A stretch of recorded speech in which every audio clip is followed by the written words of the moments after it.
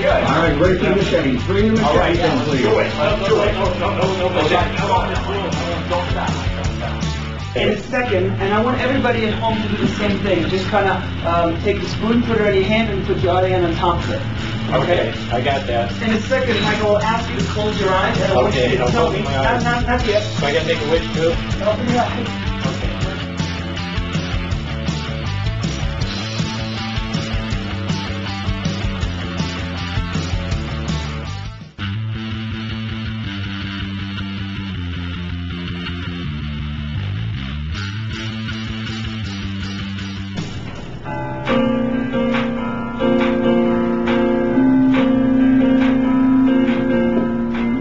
The time is now 6 o'clock. Time for the Worldwide Entertainment Radio broadcast with Mike Turbin. Coming up.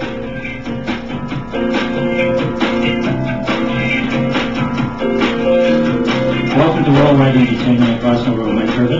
On today's program, we have Shumshi, who was named the Grand Champion of the Magic Olympics 3 consecutive times by the Academy of Magical Arts.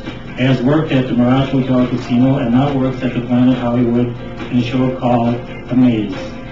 Also on the program, we have Jeff Silvery. Give me your name, Jeff. Silvico. Okay. Comedy and action blends comedy, juggling, balancing, athleticism, and audience participation. Starring in the new afternoon hit Amaze, the magic of music and comedy. Now, for the folks who are watching this program, you can call in at 6:30 p.m. and talk to the stars or get a free psychic reading or crossing over by calling 702-364-5400. Okay, Jeff, now why don't you tell the folks out there exactly what do you do at Amaze? Sure thing. Well, Amazed is the newest hit show at the V Theater, Planet Hollywood. And what I do specifically is comedy-based. It's a very interactive blend of comedy, juggling, audience participation, balancing, a lot of physical skills and stunts. Really just try to get the audience involved. That's what it's all about. Getting them up on stage and just having some fun. So you do audience participation, which is I did see your show, and it's a very good show. It's very unique in that area. In order to do that, you have to be extremely highly intelligent to combine all that there. Thank you, Mike. I like to think of myself as somewhat intelligent. So did you always thought you want to be a comedian? No, you know, it actually kind of happened accidentally. It was always just kind of a hobby for me. I started off with juggling, and been juggling since I was about 11 years old. And it started off really with summer jobs. You know, it was just kind of more fun than working at a pizza shop. I worked at a theme park, Busch Gardens in Williamsburg. Then I started working on cruise ships. And after college, I decided to kind of just give it a whirl, go full time. And you know, after a couple of years, I realized I'm having a great time. I'm making money, doing what I love. So I'm just going to keep pushing this thing as far as it can go. So okay, I know that you have a bowling ball. I do. Now you kick that up to your hand or something. What do you do with that? I do. I juggle, as part of the show, I juggle a bowling ball, a razor sharp deadly machete. Yeah, I noticed that. And an apple. And we eat the apple. At least we try to eat the apple. Sometimes you eat the apple? Sometimes we eat the bowling ball, but that's not a good show. But yeah, that's it's just something the audience wants to see different things. You can only juggle so many different types of things, so if you're doing different weights and different kinds of objects, it makes it a little more impressive. But I noticed you got a lot of charisma on stage, and that's one of the most important principles as an entertainer. And now, why don't you tell the folks that you've done all types of corporations? Yeah, I think I found a niche in the corporate market. I grew up in a very academic family, and went to some pretty hardcore schooling. Went to Georgetown University, and just kind of grew up in that corporate culture. Most of my friends now work at major corporations. And I feel like I can kind of get inside, have kind of an inside track through my friends in that regard, and kind of tailor-make custom comedy for those corporations. If you kind of speak their language, use their jargon, pop references to their culture, it's just a better show. It's a better experience for everybody.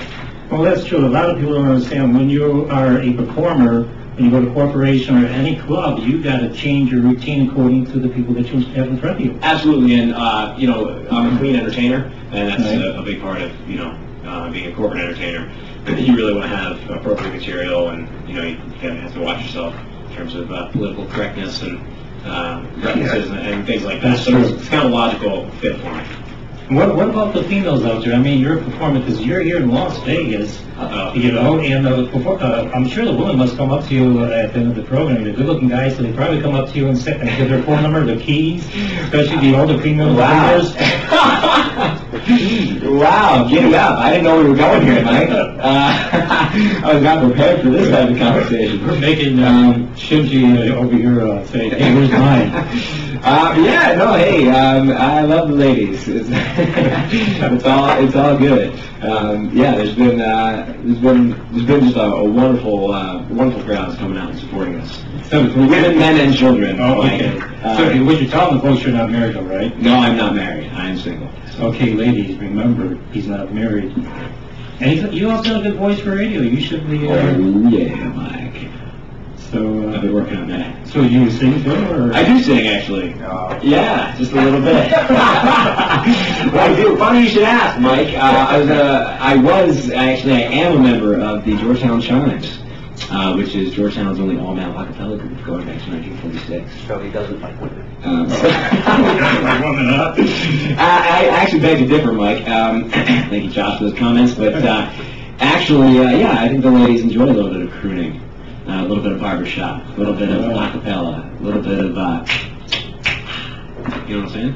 So when you're doing your routine, it must take you a fair amount of time to do a new routine, because I know when you started The this topic out. change there. That's very nice. Yeah, the topic change. Okay, Mike, smooth. Yeah. So ladies, you want to give out your phone number for ladies out there? Oh, Nobody in the camera give out their phone number. Especially for the cougars out there. He's time, folks. We're going to edit all this out. All of it. So, but 610-585. go ahead.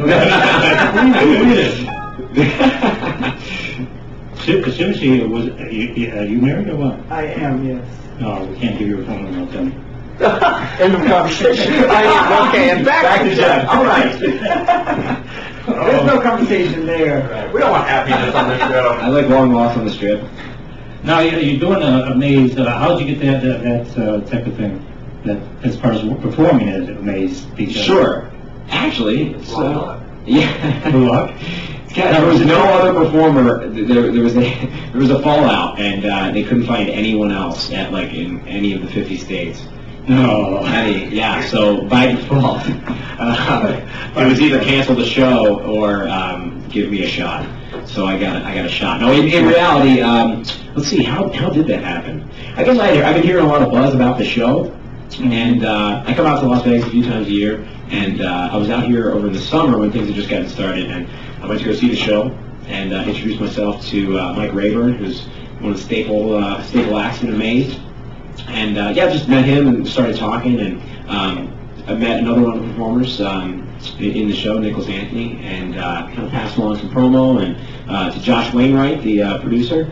And it's one of those things, people always talk about in entertainment when, they say luck equals preparation plus opportunity, and so, right. When the kind of moment is right, so I feel like that's what happened. I was ready to jump in the spot. I think it was a logical fit, and they needed somebody to fill in for the show. I'm not exactly sure what happened, but there was a 2 or 3 day hole, so I was kind of offered a shot.